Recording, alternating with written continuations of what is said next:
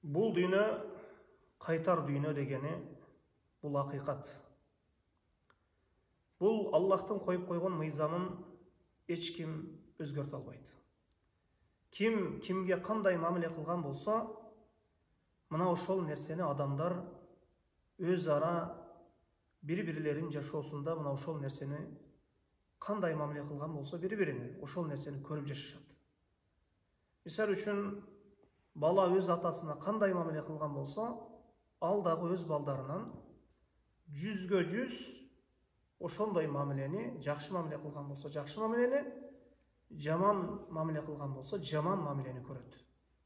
Калай берсе, устаз шакирттин ортосунда дагы эгерде ошол шакирти өз устазына кандай мамиле кылган болсо, ал дагы өз шакирттеринен дал ошондой мамилени табат. Мына ошондуктан бул дүйнөнүн кайтар дүйнө экендиги бекеринен айтылган эмес.